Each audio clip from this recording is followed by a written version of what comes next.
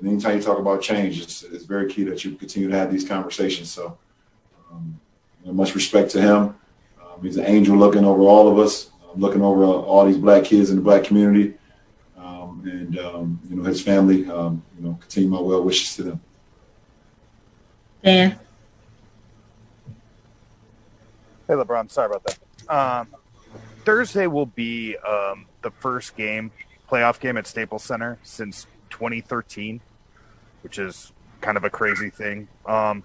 What is that going to mean to you? I know you've talked about, how you guys were robbed of so many moments by not having people there. What do you think that'll mean to you to be able to run onto into a playoff atmosphere on your home floor?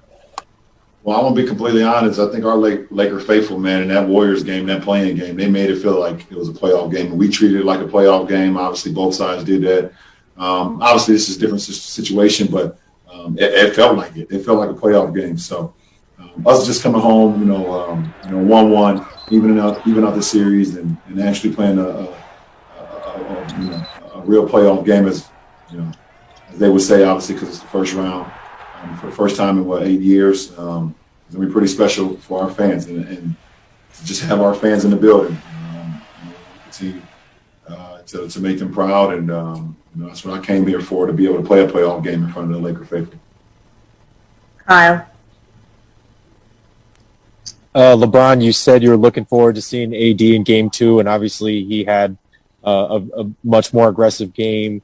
What were you trying to do, in the game to get him maybe some looks or some opportunities for him to be more aggressive? And how has the dynamic evolved between you two when you try and respond from games he has, like he did in Game 1, and gets back like he did tonight? Give him the ball early, often, and always. It's that simple. He responds to games like Game 1. He's not a guy who talks about it. He's about it. He goes out and do it. So, give him the ball early, often, and always. DA?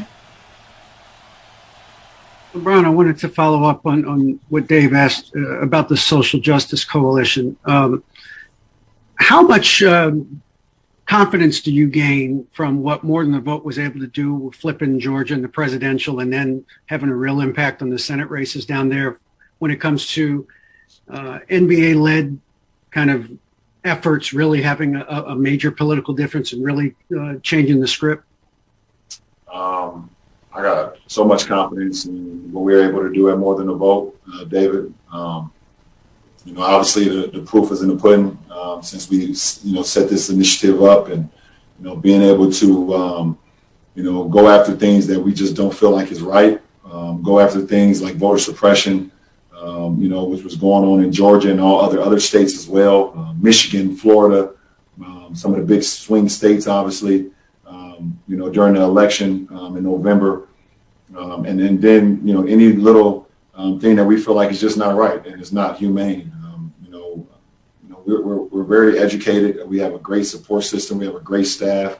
And we have so many people that wants to be a part of change and the greater good, not just for individuals, but for everyone, for every community, that they don't see that fits, a livelihood. So to be able to be,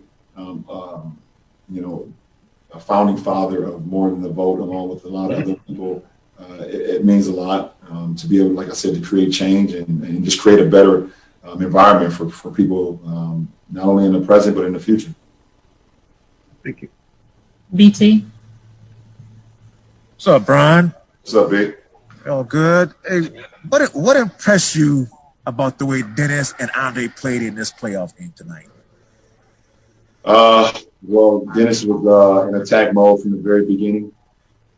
He lived in the paint, and when they sagged off him, he hit his shots, from the perimeter as well, both from the three and from the mid range. But he just stayed in attack mode, and I thought Big Dre was amazing in the minutes he had. Both on the offensive rebounding from the beginning of the game, to finding his ways offensively for dump downs, for got the ball in the post a couple times, made some great moves tonight.